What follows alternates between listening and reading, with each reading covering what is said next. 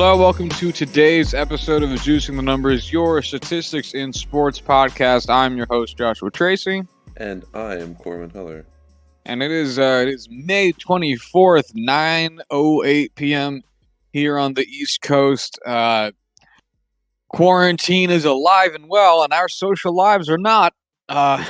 So since there's no sports still, we're just continuing along the path that we've taken of talking about random sports shit that might not be current. And in effort to continue that today, I've got some baseball playoffs stuff. Corwin, are you ready to hear about it? Oh, I am ready, sir. So the thing I want to start with today is the worst performance in a baseball game in the playoffs. I wanted to know who really just fucked it up for their team in the playoffs in a single game. And to do this, I used win probability added. And we've discussed it before. Corbin, you're familiar with win probability added, right? I am. It is exactly as it sounds. If you're not, it is how much win probability a player added. And it accumulates. This won't be accumulated because it's literally one single game, but if it had not been, like, you can do this over a span, and it can accumulate kind of like WAR. I figured win probability added would be a little bit easier for this because WAR isn't really great over one game. So that's the prelude to this. So a really high win probability added. We discussed this when Corn and I talked about the World Series last year. A really high win probability added for a game is usually like 0.5. 0.6. Small numbers are very big, especially when you're talking about one game. So let's start with pitchers here. I set it as just being less than or equal to 0 because I really wasn't sure how big of a negative number I was going to get. What do you think, in terms of win probability added, the worst pitching performance is in the postseason? Negative 0.2. Oh my sweet summer child. Oh no. Negative 1.587. What? Yes. A solid what? You heard correct. Yeah. Phil Douglas of the New York Giants against the Philadelphia Phillies lost 9-10 in a complete game loss, pitched 8.1 innings, allowed, get ready, 20 hits, 10 runs, 7 of which were earned, 2 walks, 2 strikeouts, 2 home runs in a game score of 9, and an ERA for that game was 7.56.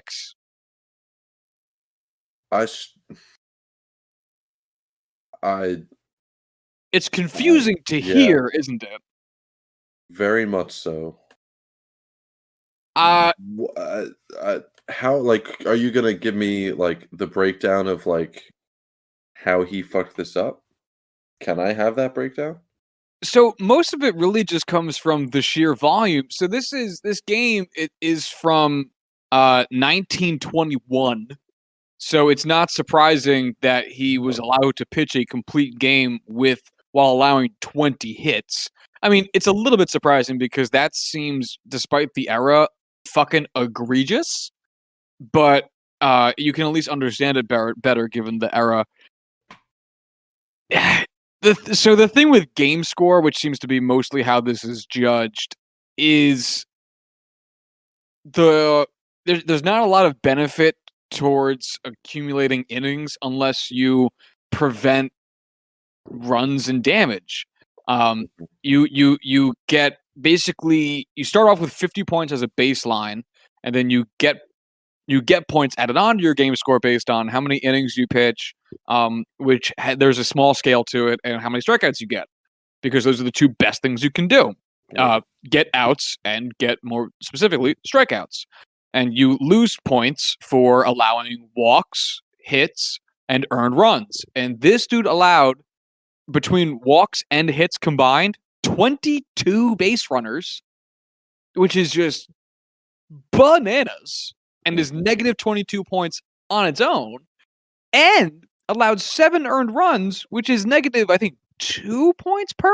It might even be more than that.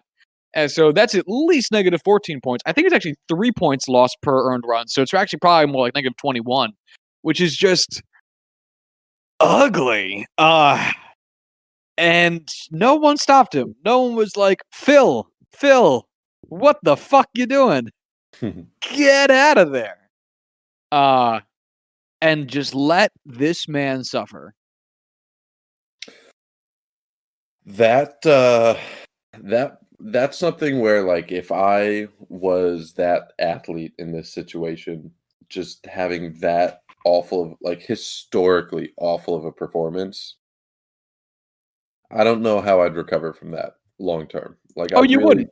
I don't know how I could come back and be like, all right, ready to go. Let's pitch another game today. Let's do our best, everybody. Let's, play hard for the win. It's like, dude, I'm just here. I'm just trying not to die out here, man.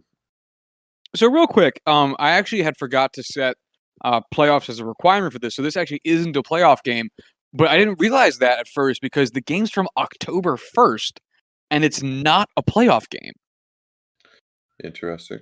In 1921, which that's just Okay. weird, right? Don't get it, but sure. Uh, I don't understand, and I'm not going to try. So instead, I'll just offer you this: the worst performance from a playoff game from a pitcher. Since now I've actually managed to adjust my screen for that.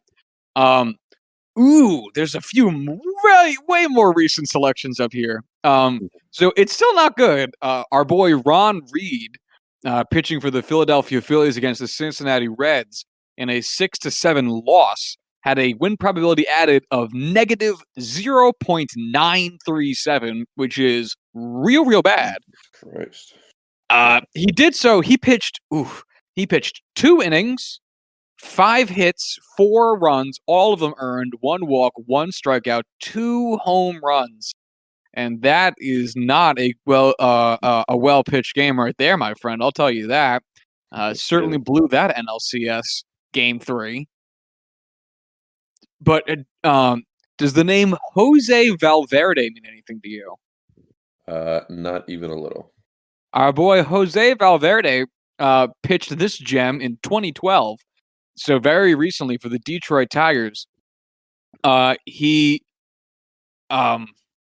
where did I just go? Sorry, this is the second worst pitching performance all time in the postseason, and of course, it belongs to a Pirate, or not to a Pirate, to a Tiger. Both equally sad franchises. Why did you go out of your way to try and hurt me there?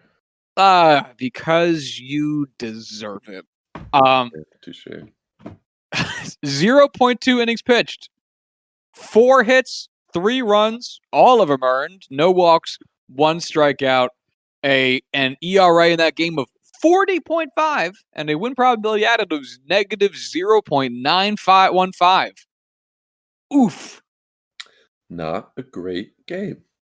I wonder what the most recent game score fuck up is here. Because I wasn't sure which dates I was really expecting to get from this, because when I think about poor win probability added, I have to think to myself, well, going to old-timey baseball players makes a lot of sense because they were left in forever, and a lot of them got lit up a ton, but just like wouldn't allow runs because scoring runs in baseball is super hard. But at the same time, like in the home run era that we live in, getting modern players would make sense too. So it was a tough call. The worst recent performance, this makes so much sense, is Carlos Martinez in the St. Louis Atlanta game that St. Louis lost in the NLDS Game 3 this year. He pitched 1 inning, 3 hits, 3 runs, all earned, 2 walks, 2 strikeouts, a win probability added of negative 0.739, and an ERA of 27. I remember this game. Do you remember this game? I don't think so.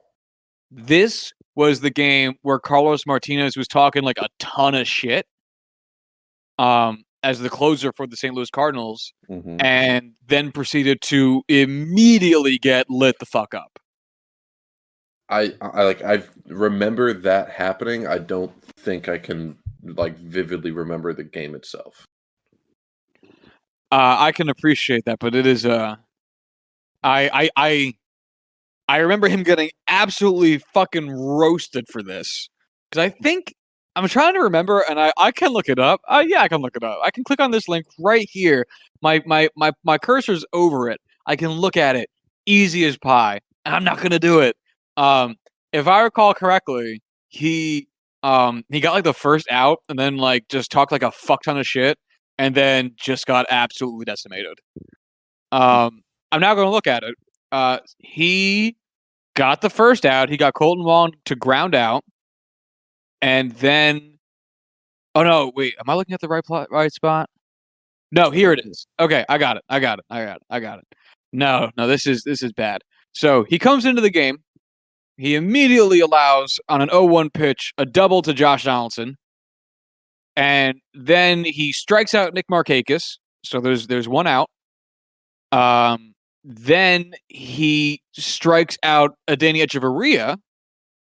Then they intentionally walk Brian McCann because I guess that's a thing they thought was a good idea.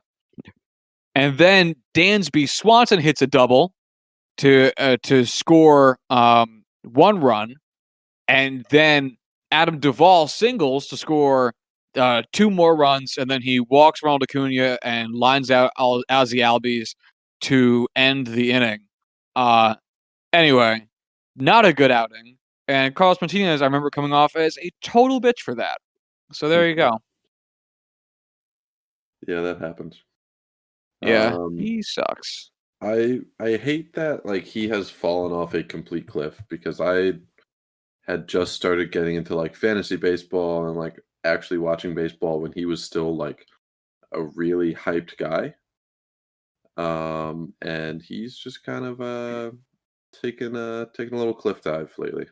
Well, that's the tough part about relief pitchers. You know, they Well, he they do wasn't a that. relief pitcher. He wasn't. He is now though. Oh, well, Like he was a starter, and then he just kept getting hurt, and it's like, all right, dude, we're gonna sit you down. I don't even remember him as a starter. I believe you. I just don't even remember him as a starter. Damn. All right. So what? So with the batters. First, let me ask you, what is your impression of what the worst win probability added here for a single game is for batters? I feel like it can't be nearly as high just because there's such a limit to like the negative, like what you can do to destroy a game compared to a pitcher. Like a pitcher can go in and just absolutely fuck your shit up consistently the entire time. A batter is limited in the damage he can do. So I'll say negative 0.8. It's actually even lower than that. It's or higher. Depends on your perspective. Negative 0.563 is the worst. So yeah, that's pretty fucking bad. But you're right; it's Yeah. not nearly as bad as what the But pitchers were. you blew me away with the last number, so I just was hedging my bet there. So, what do you think this batting line looks like for our mystery man sitting here on top of the negative win probability added leaderboard for the playoffs? What do you think he did in a single game? I think he went 0 for 6 with 3 strikeouts, 3 grounding into double plays. So I actually don't have grounding into double plays here, although that would make this so much more interesting. Right. He did go 0 for 6. I'll give you that. He had 7 plate appearances. He went 0 for 6 with 1 walk, 1 intentional walk and a strike. Well, the walk was intentional. Sorry. 1 intentional walk and a strikeout. Who intentionally walks the guy who's 0 for 6? People who are dumb. I don't know. I don't have an actual answer for who would do that. So our mystery batsman is Felix Milan, career 17.6 WAR getter. He played for the Braves and the Mets. This happened when he was on the Mets. This happened in the 1973 World Series? The Mets were in the 73 World Series? Sure, why not? Did you know that? No. They actually won this game too. They won 10-7. Oh, Naturally. That's just how that goes. all right. So not only was Felix Milan walked in this game intentionally, he was the only intentional walk of the game.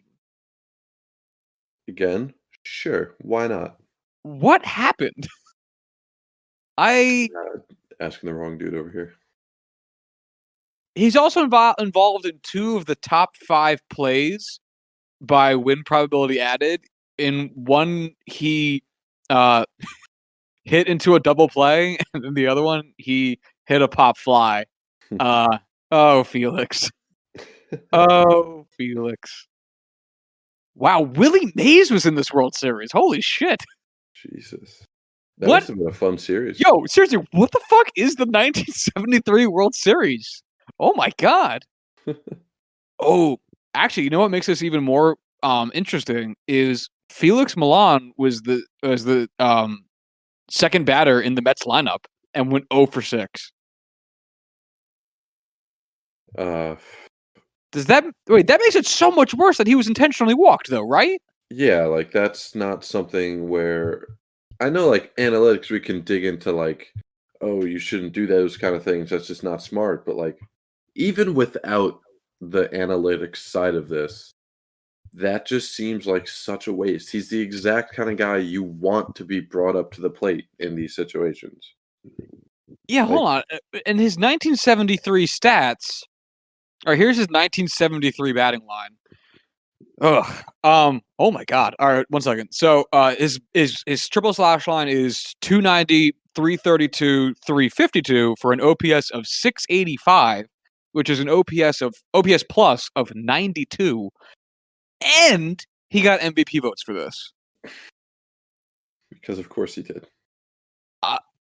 Yo, I don't understand the sport of baseball. What the fuck? Doesn't make any sense. All right, I also found the inning in which he was intentionally walked, and I'm just gonna read it out because I didn't look through it without reading I can't read in general or right now. Anyway, so the Mets come up. The Mets are batting. They're behind 2-3, and the Athletics pitcher Vita Blue, an all-timer name, is pitching. So Rusty Staub strikes out. Naturally. Cleon Jones walks, and then John Milner comes up and singles, and then they pull Vita Blue for Horacio Pena. That is another wonderful name. Horacio Pena proceeds to immediately hit Jerry Grote. So Milner goes to second, so we got a man on first and second, 1 out. Then Don Hahn. Yo, what is this series? Who are these people? Don Hahn singles to third base on a ground ball. Jones scores, Milner scores, and Grote goes to second. Who the fuck's Jones? Who got on? Oh, Cleon Jones. Okay. Then Bud Harrelson comes up. He singles to right field. Milner scores. Grote goes to third. Hahn goes to second. So we got 1 run in. I guess it should be 2 runs in, so it's 4-3 now in favor of the Mets. Daryl Knowles replaces Horacio Pena pitching. Ed Kranepool pinch hits for Harry Parker, and Jim Beauchamp pinch hits for Ed Kranepool. Wait, what? Wait, what? What? So,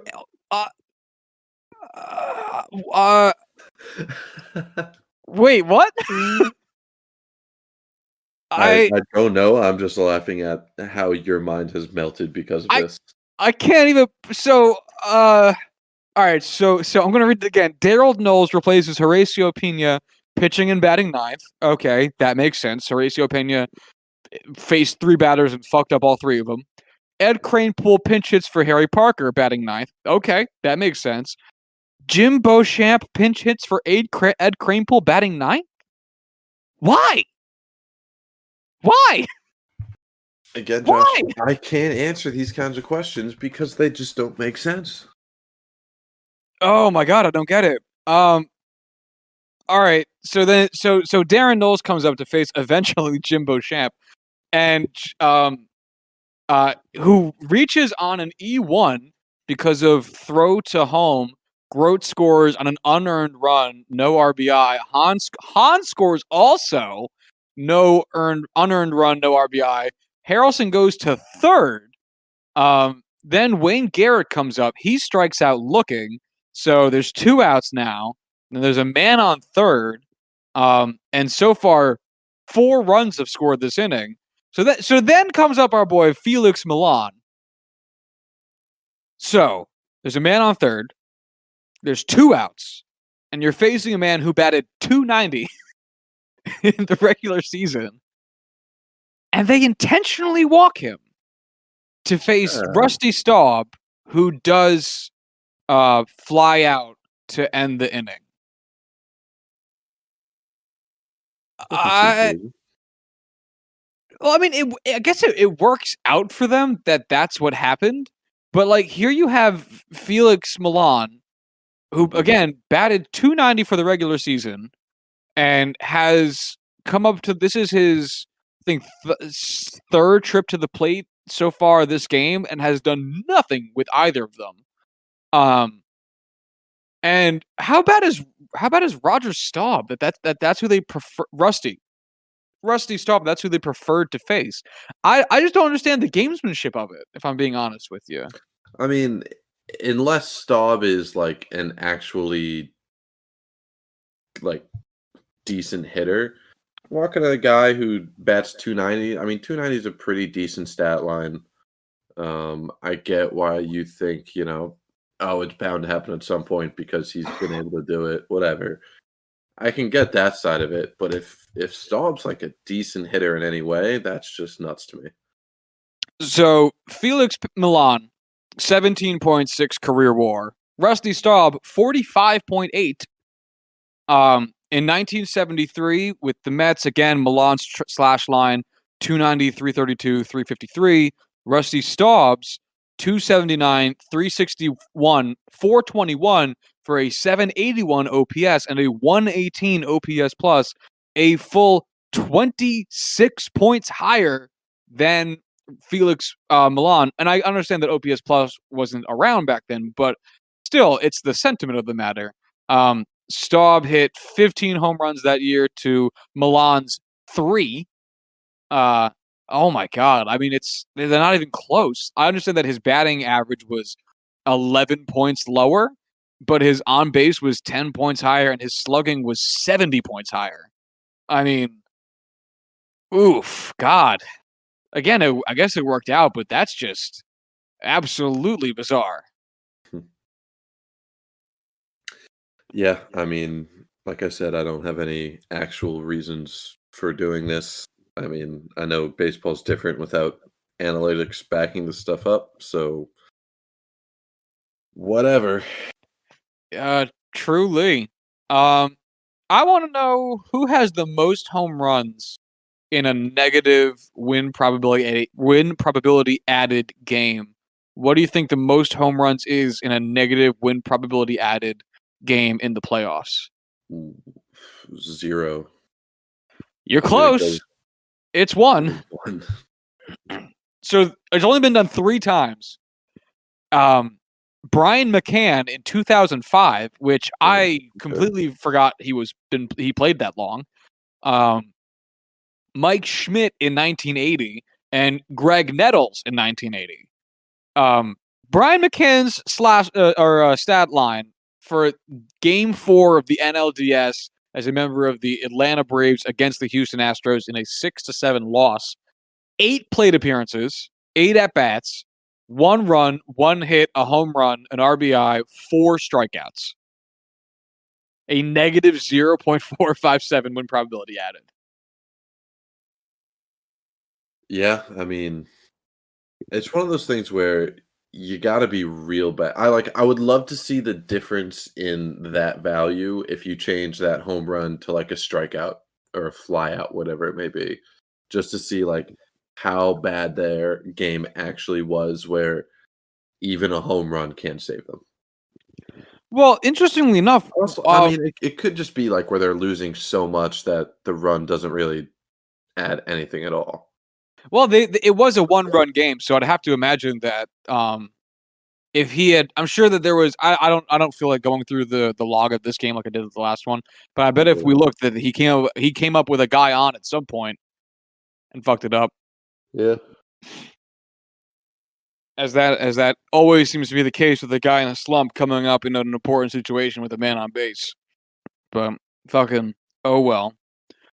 Um, all right, I'm gonna go ahead and go to the positive side of this. Okay. I wanted to know what pitcher had the most win probability added in a single playoff game. Do you have any impression as to what this number might be? Not even close. You don't even want to guess? No idea. I have no context. So I originally, because I saw so many answers above one when I did the pitching one on the other side. Granted, I forgot to do it for the playoffs specifically, but still, since I saw it, I figured I'd make it above one for the positive side. And there was only one player and one game ever to have a greater than one win probability added in the postseason as a pitcher. Do you want to take a guess at who that pitcher is? Roger Clemens. That is a great guess. It's not right, but that is a great guess. Thank you. It is Babe Ruth. No way, really? Way. Sarah's straight up. Okay. 1.082 win probability added as a pitcher for the Boston Red Sox against the Brooklyn, were they the Robins at this point? I'll say Dodgers. It's 1916. They have to be the Dodgers. He pitched a 14 inning complete game, 6 hits, 1 run. It was earned, 3 walks, 4 strikeouts, 1 home run, a 97 game score, which is very high. And yeah, 0.64 ERA. Now, would his batting line as a pitcher count towards that win probability added? I'm going to say no based on a different query that I ran that we'll certainly get to eventually. No, they actually were the Brooklyn Robins at this point. Damn. So I'm gonna say no. In case you're wondering, though, I do have his batting line for that game here. He pitched last because I guess being, or he hit last, but so because I guess being Babe Ruth doesn't change the fact that pitchers can't hit. I don't know. 5 at bats, no runs, no hits, 1 RBI, 2 strikeouts, no walks, 5 plate appearances, a slash line of 0.0000000, and a negative 1.91 win probability added as a batter. Okay, there you go. That only makes me more confused. Honestly, fucking yeah, really. Goddamn. Uh, shit. So there are several people who there are 2 people who have at least a .9. Dave McNally in 1969 in the ALCS as a member of the Baltimore Orioles against the Minnesota Twins. He pitched an 11 inning complete game shutout, which fuck, goddamn, that's insane. And honestly, tell me which of these stat lines sound more impressive to you. Babe Ruth's, which I'll read again for you if you need it, or Dave McNally's 11 innings pitched, 3 hits, no runs, 5 walks, 11 strikeouts. Can I hear Babes again? 14 innings pitched, 6 hits, 1 run, which was earned, 3 walks, 4 strikeouts, and 1 home run. I gotta say McNally. Yeah, and it's like easy, right? Yeah, like that's not really like sure he walked 5 dudes and that's arguably a lot of walks, but every other number is much better except for innings pitched. Yeah, I was going to say, so Babe wins on innings pitched by 3, 14-11. McNally wins on hits, 3 versus Babe's 6. McNally wins in runs, 0-1, and therefore earned runs, 0-1. He loses on walks, 5-3. He blows Ruth out the water with strikeouts, 11-4. And obviously, because he allowed no runs, he allowed no home runs. So 0-1 in that front, too. I guess Babe just makes up the ground in the innings pitch, but that seems kind of weak. Yeah, I don't know, man. Baseball historians have always made me question the the theories behind how they choose what is better or not. I mean, granted, we sit here and preach, don't be a box score scout, don't just pull numbers off a page and say, "Oh, this is better than this," just on that, but we don't have film for this game, and we haven't watched this game because we're not 100 years old, so it's what we got, and, we're gonna do it, and the McNally game is just flat out better. Yeah, you ain't gonna get an argument out of me. Um, so I have the minimum win probability added needed to be on this list set to 0.5.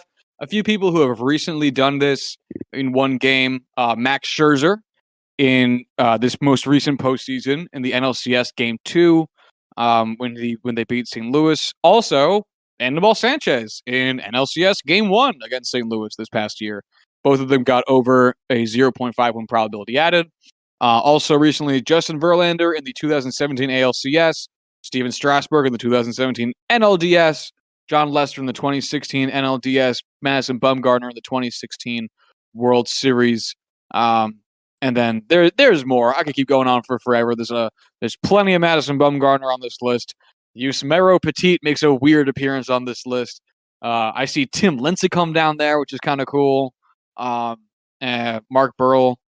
Tons of fun old names slowly creeping up on this list. But yeah, so this seems like something that definitely happens, but it happens enough for it to be, I guess, relatively common, but rare enough that those games seem like a ton of fun. Yeah, what's the most recent game of this? It would be Max Scherzer's NLCS Game 2 Okay. of this past postseason. I wonder I what the. I just wanted to make note of that so I could go back and watch it this week. Oh, I remember that was a good one. Mhm. The fewest innings pitched in order to get on this list. Remember, the minimum win probability added is set to 0.5. What do you think the fewest innings pitched is on this list? Uh, point 1. Oh, God, no, but I wish. 1.0. Really? Yeah, 1.0. Derek Lowe in the 2003 Really? ALDS Game 5, Boston against Oakland, in which Boston won 4-3. Damn, okay. Yeah. One inning pitched, 0 hits, 0 runs, 1 walk, 2 strikeouts. A game, not even doesn't even register as a game score. How amazing is that? Mhm. Fascinating. Yeah, there's one other person with fewer than 2 innings pitched, and it's Dick Donovan in the 1959 World Series as a member of the White Sox against the Dodgers, which is a hilarious name. I am Um, truly convinced that prior to, like, 1998, let's just say, all names in baseball were just randomly generated. all right, I'm going to play a game with you then. I'm just going to read some names off this list, and I want you to tell me old, pre 1975 or post. Okay. Um, Darren O'Day. Post. Yeah, he's still in baseball. But that name certainly sounds old fashioned. Mhm. Marv Grissom. Pre. Yeah, 1954. Um, oh, this is really close. Tug McGraw. Oh, I'm gonna say post. It is pre, but barely 1973. Okay. All right. You know all the recent ones though. I was gonna say Steven Strasburg. Um, Pre. fuck you. Uh, um, uh, Blix Donnelly. Bricks Donnelly? Blix, Blix, Blix Donnelly. I'm gonna say post. Pre Wow. 1944. Damn, okay. John Rocker. Uh, post. Post, yeah. Roger McDowell. I'll say post as well. It is also post. Roy Face. Pre. Yeah, Roy Face. His last name is Face. Yeah, that's one of those Oh, generic things that, like, back he's in the ugly as day, shit. like, you're named after, like, the profession you do, so, like, that guy was unemployed, people were just looking at his face all the time. Roy Face. George Earnshaw. Oh, boy, George Earnshaw. I'll say pre. You're good at this game. Yes. Steve Avery. Post. Yeah. It really is like night and day for these like Chief Mhm. Bender. Yeah, like, that's definitely pre. Joe McGinnity. Pre. Yeah, I mean, like, oh my god, it's so night and day. This is hilarious. It's just, like, people agreed as a society without, like, making a fuss of it, just like, "You know what? Let's just stop having funky names. Let's just be normal for once."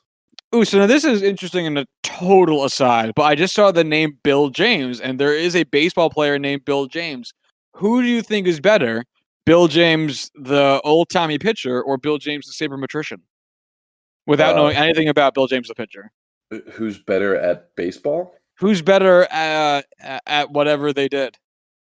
Oh, I'll say Bill James, the analytics guy, is better than Bill James, the pitcher. Yeah, Bill James, the pitcher, has 8.7 career WAR, That's still a but he, fair amount, but, like, Bill James changed baseball. but Bill James, the pitcher, did win the 1914 World Series. Well, Bill James, the analytics guy, actually might have won a World Series. That sounds like something he would have done with Boston. I think he is part of the front office technically. Yeah, like, it's one of those things where it's like, he gets a ring, so I think that counts. Actually, you know what's interesting? More sad than anything else. Bill James, the baseball player, certainly lost his career due to World War One because he pitched in 1913, 1914, 1915, and then a mysterious 3-year gap before playing again in 1919. I was just about to say, like, in all likelihood, if his career ended because of World War One, he also likely died in World War One, but he didn't, and he came back to pitch. He did. He pitched in one game through 5.1 innings with 2 earned runs, no decision. Which honestly, like that's super respectable, but guess it Mhm. just wasn't enough. Anything else you'd care to hear from the pitching side of this? Absolutely not. Alrighty then. Any impression about what the best batting performance is by win probability added? What that number looks like? I think it's gonna be really high, so I'm gonna say it's also 1.1. It's not. You're right. It is really high. And I will say that you definitely know who the first two people are on this list and why they're on top of this list. So, Juan Soto. not Juan Soto. It actually specifically says here, not Juan Soto. Um, so the man who did this has a 0.964 win probability added in one single postseason game. It Who was pretty recent. Do you have any impression of who this might be and why they might be here? Derek Jeter? Not Derek Jeter. Do you want a hint? Yeah, I do. It involves a triple. Oh, shit. Oh, shit. Uh, oh, I'm gonna be sitting here debating this for too long. Someone's out there like screaming at their I phone. know. I fucking know. I can't. You ready? Yep. David Freese. No. Fuck. David Freese, Game 6, St. Louis Cardinals against the Texas Rangers in that 10-9 win when he hit that fucking triple in the bottom of the ninth. We're coming back to Dallas or whatever the fuck it was. Or back to St. Louis. I forget. No, it was the bottom. It must have been. I don't remember. It was 2011. That was a while ago. Mhm. But yeah, 6 plate appearances, 5 at bats, a 1 run, 2 hits, a triple, a home run, 3 RBIs, a walk, 1 strikeout, and a colossal win probability added. I'm just so ashamed of myself.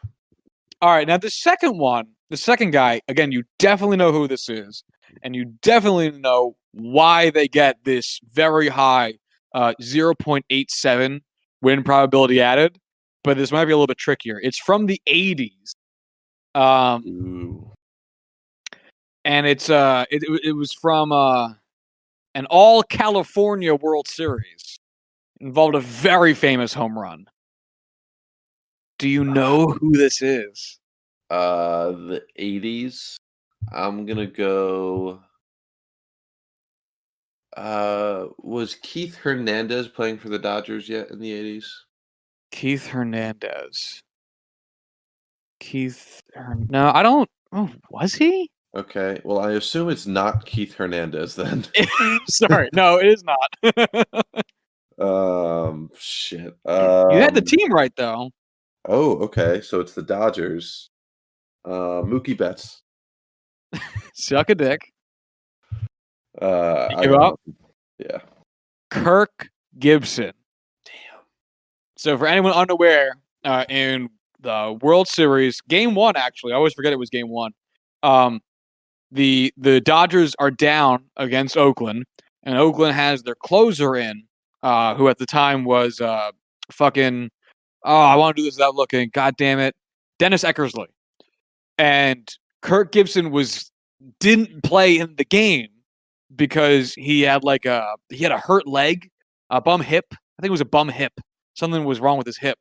And he like hobbles up to and they were down by 1 run. They had a man on. They needed just the chance for a home run. And Kirk Gibson comes up, hobbles up is more like it. And it's against Dennis Eckersley, who is in the Hall of Fame for very good reason. And he just demolishes one.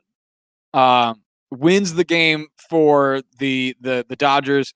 Does a very famous arm Tiger Woods fist pumping as he limps around the base paths. Phenomenal moment that's on every single postseason series pre-game highlights. You know when they show you all those famous moments from World Series past? It's always on that shit. Mhm. And so he's literally here with a 0.870 win probability added for a 1 plate appearance performance. 1 plate appearance, 1 at bat, 1 run, 1 hit, 1 home run, 2 RBIs. Damn. Yeah, ain't that some shit? That is in fact some shit. I There's wish some. we could do these with football so I could have any chance of getting these right. Oh, my chance of getting that right would go out the fucking window. Certainly wouldn't happen. I don't recognize a lot of these, or at least I don't recognize these performances. Third on this list is Steve Garvey from the 1984 NLCS, and it's yeah, I have no fucking clue who that is or what he did. Or even Lance Berkman from the 2011 World Series, the same game actually as David Freeze's walk-off performance or game time performance, but I have zero recollection of Lance Berkman in that game. So clearly I need to rewatch that game. Sorry, Rangers fans. Also, it's weird seeing Raul Ibanez in the 2012 ALDS for the Yankees because I know he was on those teams and I constantly forget it because Raul Ibanez was so old. I would like to share with you another name as part of our game, though, pre 1975 or post 1975, because I'm genuinely curious as to which you think it's going to be. Ready? Sure. Yeah. Cookie Lavagetto. Cookie Lavagetto. So Cookie inherently doesn't throw me anything because we got Cookie Carrasco, who's I guess actually named Carlos. I'm gonna say Post. 3. Damn.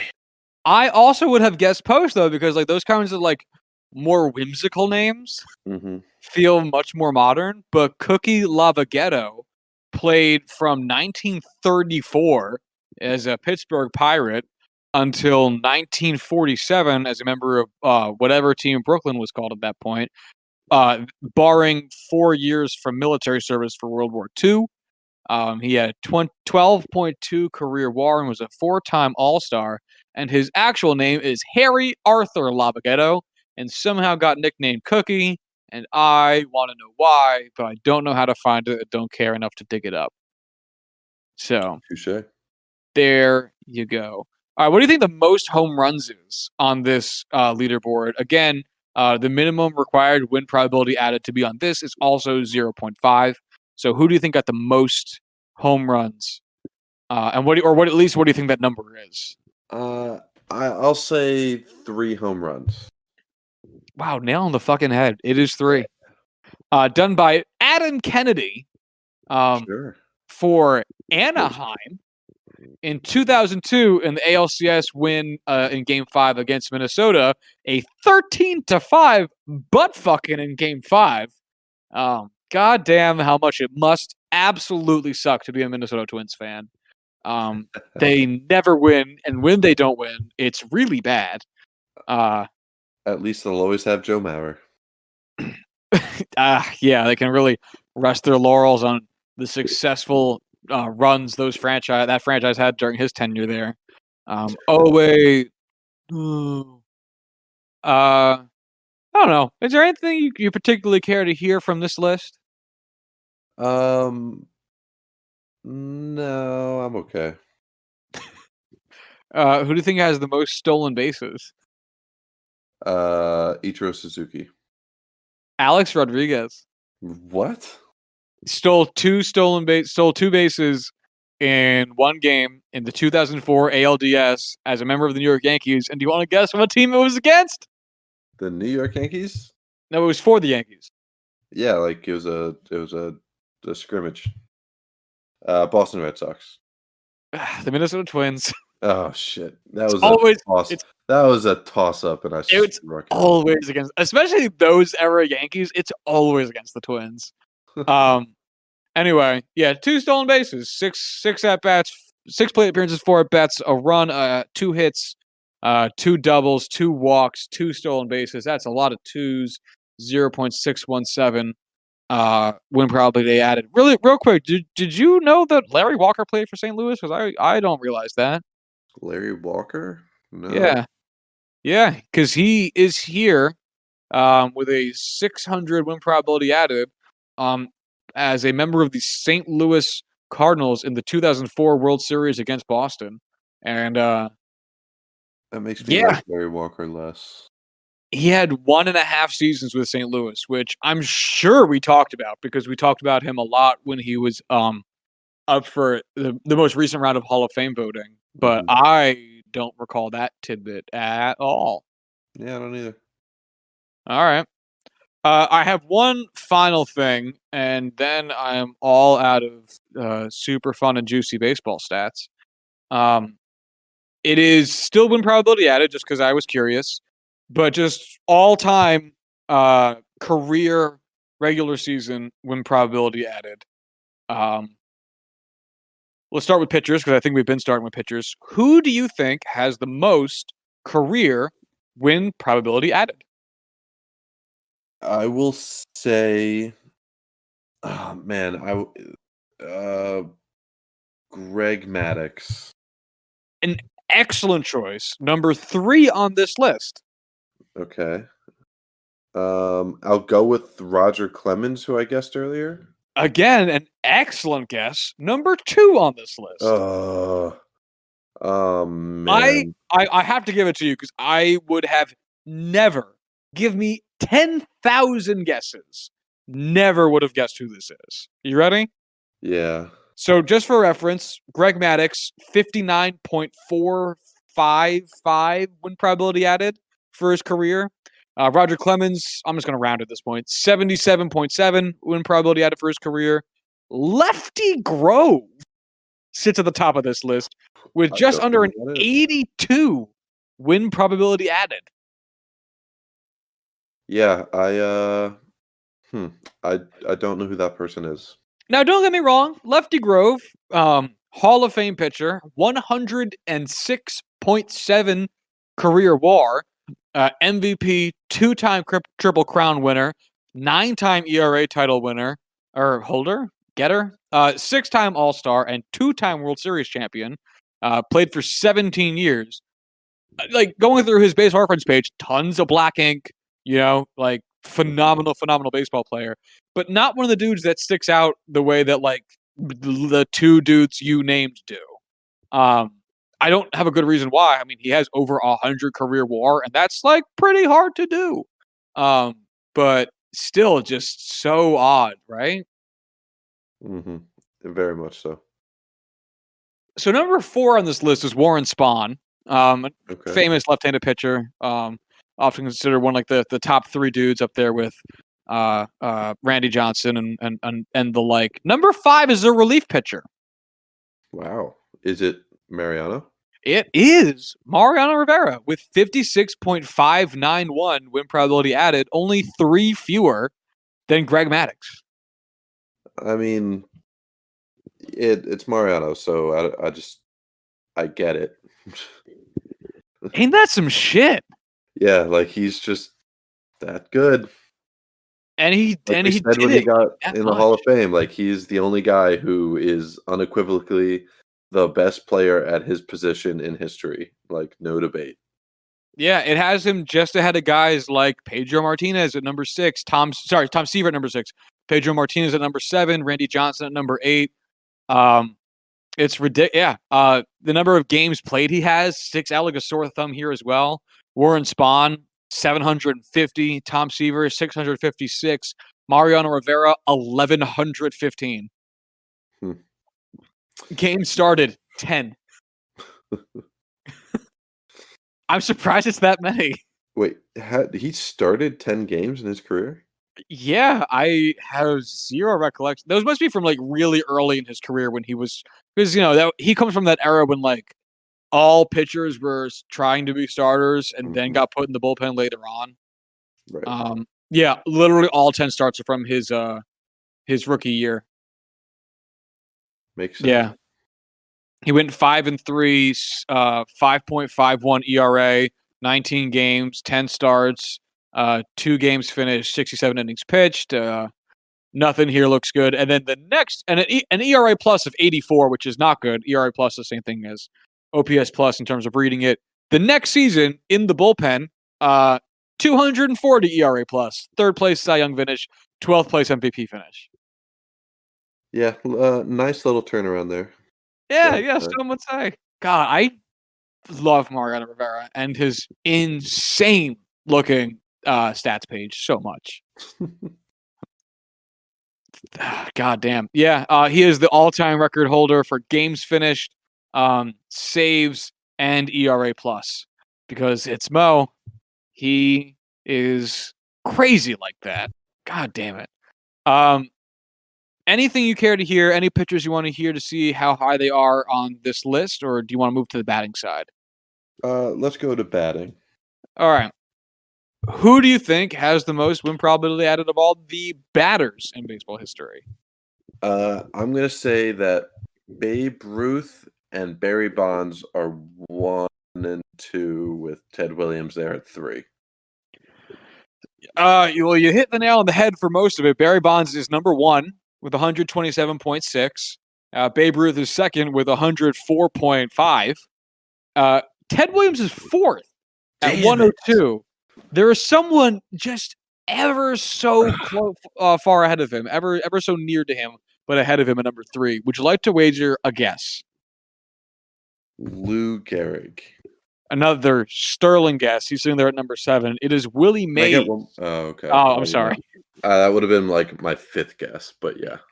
Yeah, but this list of batters is so much more intuitive. Mhm. In order, I'll just give you like the top 10. Where's Hank Aaron? That was gonna be my guess. Hank Aaron's number 5, right behind Ted Williams. Damn. Okay. So you really had them all. So I would have had the top 5 just in a weird order. That's Pretty much, pretty yeah. cool. That's cool. Yeah, no, this list, I'm going to read it out, makes just so much sense. Barry Bonds, Babe Ruth, Willie Mays, Ted Williams, Hank Aaron, Mickey Mantle, Mickey Lou Mantle. Gehrig, Stan Musial, Mel Ott, Jimmy Fox, and that's the top 10. And then just to keep going, Willie McCovey, Frank Robinson, Albert Pujols, Ricky Henderson, someone named Joe Morgan, Billy Williams? Oh, I don't know who these are anymore. Frank Thomas, Carl Yastrzemski, Chipper Jones, Johnny Mize. Yeah, then it keeps going.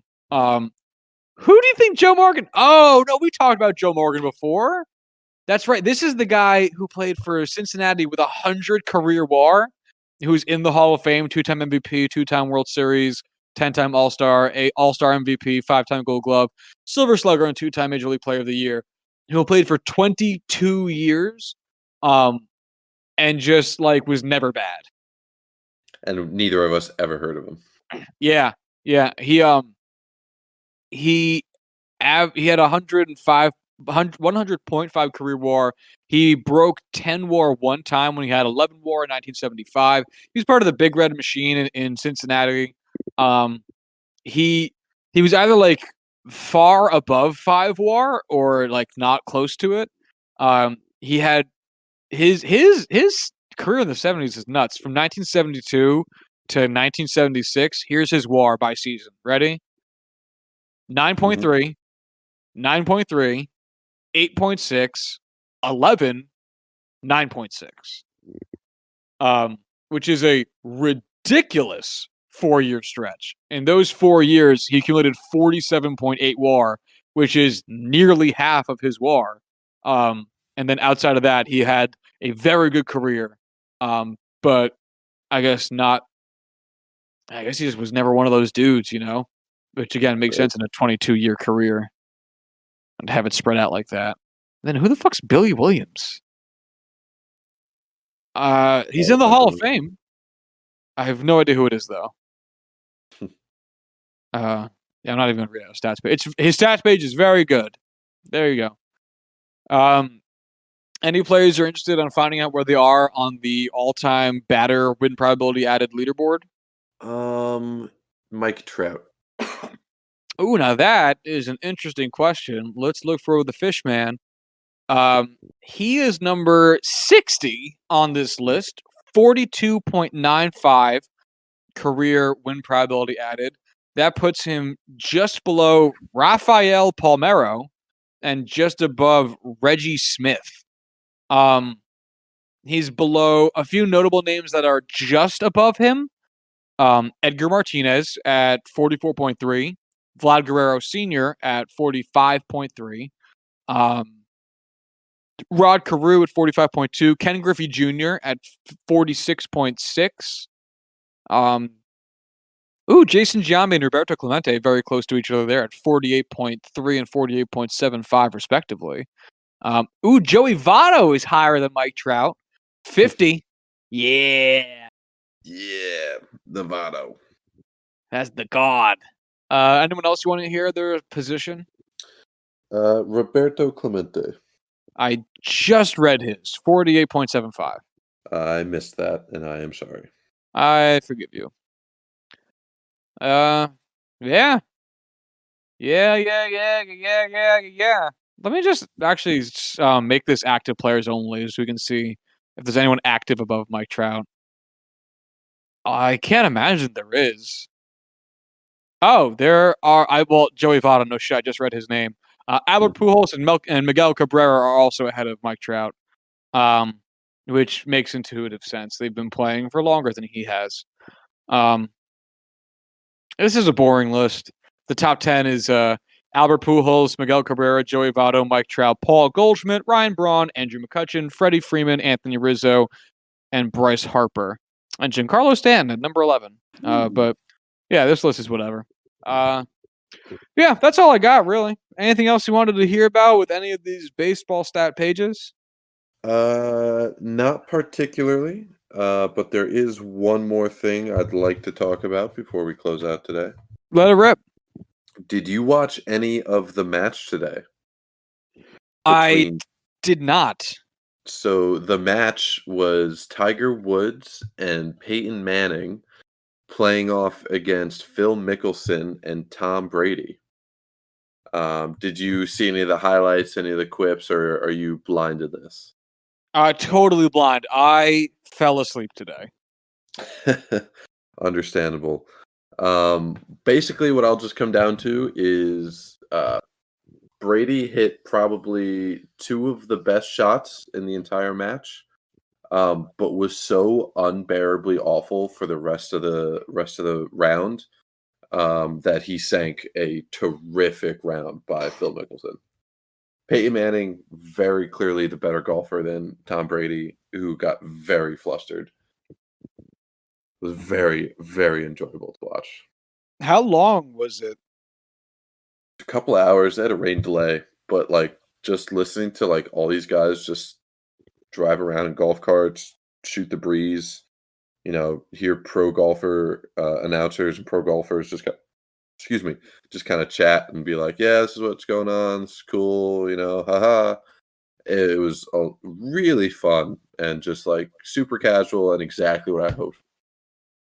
So there actually is one thing that I did see, kind of in regards to this. It's a little bit tangential, so do you mind moving away from this?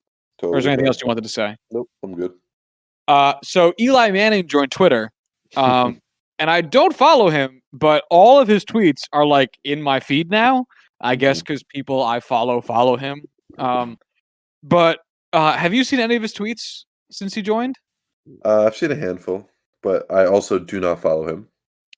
So like all of his tweets include something about Frank's Red Hot, I don't know, buffalo sauce or whatever it is. Just Right. Frank's Red Hot. All of his tweets were sponsored by Frank's Red Hot. So I did see like him post like shots at Tom or shots at Eli because they're brothers. He beat Mhm. Tom in 2 Super Bowls. Um, but they always ended with like hashtag Frank's Red Hot partner. And I mean, like, I get it. Such Like, a weird group. it just was so weird. Like, and they all felt so clunky. Um, here's a tweet from Eli Manning. Just to be clear, I'm not playing today because it would have been unfair. Also, I wasn't invited. Hashtag Frank's Red Hot partner. Hashtag tweet some heat. Ew. Like, it just corporate sponsorship, man. Not a thing I am a big fan of. Pro tip: maybe aim for the green parts. Hashtag Frank's Red Hot partner. Hashtag tweet some heat. Oh, God, like, this one this was. is Oh, this one. exactly Hold on. how I would expect Eli Manning to tweet. This one was the worst one. I forgot about this one. This one is by far the worst one. You ready? Mhm. Is it normal to finish an entire bottle of at Frank's Red Hot in 5 holes? Asking for a friend.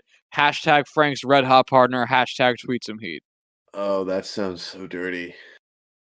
Oh my god. I mean, it's Oh, and again, I get it, man. Like they're probably throwing a ton of money at you right now, but at the same time, ugh, ugh, gross. I listen, I love Frank's Red Hot as much as anybody else, but I will not be drinking Frank's Red Hot because Eli Manning is telling me to. No, no, no, no, no, no, no, no, no, no, no, no, no. Also, an entire bottle? Like that's so much. How long does 5 holes of golf take? Uh, Probably like maybe like 45 minutes. What what are you doing with an entire bottle of any hot sauce that you use the entire thing in 40? Now, if he made all of it in one meal, like for like one meal, like he made like something en masse, and it required an entire bottle of hot sauce, that's one thing. But you wouldn't say like, "Oh man, I finished a whole bottle of hot sauce in 45 minutes." You say like, "Ah, I used a whole bottle of hot sauce to make that buffalo chicken dip or some shit like that." The fact that he's saying like, "Oh," like he's saying like he polished off a six pack, you know? Right. I crushed my whole six pack in the first 5 holes. I finished my whole bottle of Frank's Red Hot in the first 5 holes. That's weird, man. Yeah, it's weird and gross. That I think defines Eli Manning's entire playing career /100%.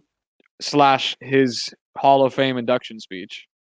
I'd love to see like Eli Manning be the guy opposite Peyton. Just like Peyton's like super outgoing, really funny, just having a great time, and Eli's just like, yeah, that's funny, Peyton.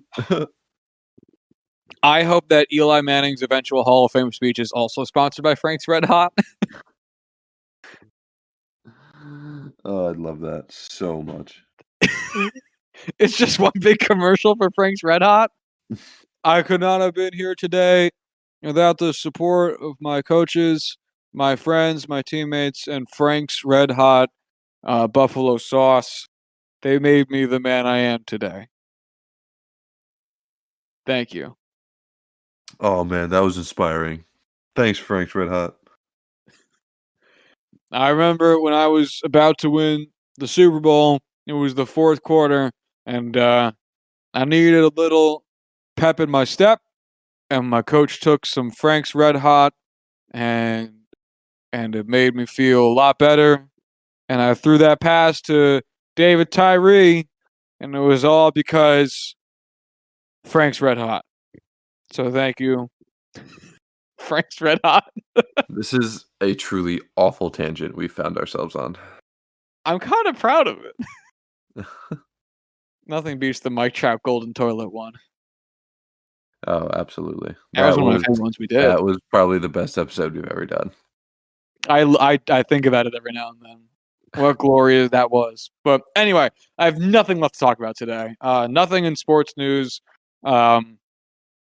Things might happen, and that's been the talk of the town. The NBA has set up a plan that might have them resuming sport activity soon. I know Governor Cuomo, the governor of New York State, announced today that he was going to allow teams to start up spring training again. So the Mets and the Yankees can start spring training again, probably back down in Florida. I doubt they do it up here, just because they're more likely to play down in Florida for a whole season than they are in New York at this point. But as of right now, it's still all tentative. I'm not really sure there's anything to really break down yet.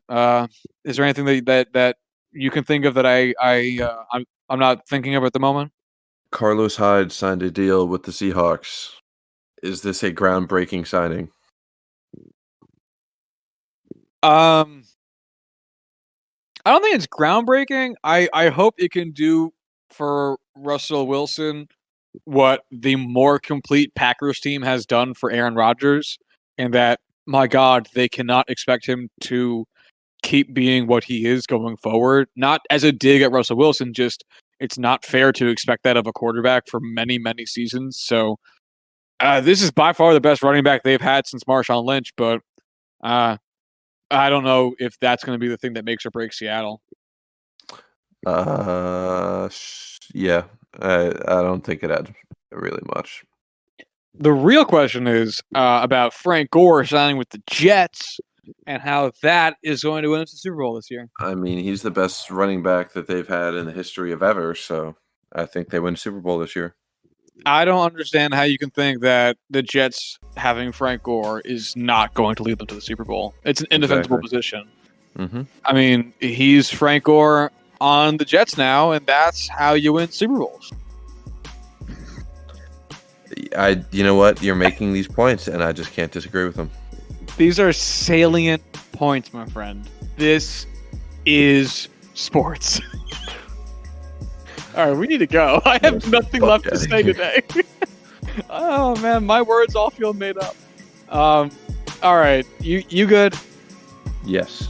All right, if you want to follow the show on Twitter, you can do so at JuicingPod. If you want to hit us up via email, you can do so at juicingthenumbers@gmail.com.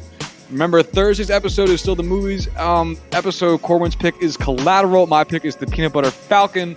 Watch those movies ahead of the show, or don't. I do not care. All right. Until Thursday, you all have a good one. Bye.